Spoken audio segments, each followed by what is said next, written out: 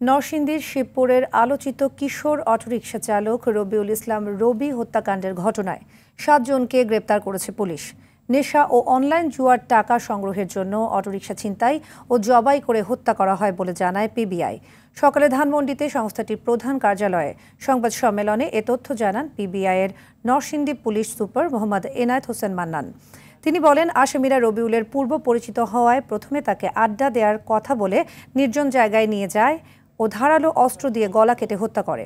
পরে ছিনতাই করা অটোরিকশা 30,000 টাকায় বিক্রি করে। এর সূত্র ধরেই গাজীপুর, নারায়ণগঞ্জ ও কিশোরগঞ্জে অভিযান চালিয়ে আসামিদের গ্রেপ্তার করা হয়। গেল বছর 30 অক্টোবর নরসিংদীর শিবপুরের 7 পাইকা এলাকায় এই হত্যাকাণ্ডের ঘটনা ঘটে।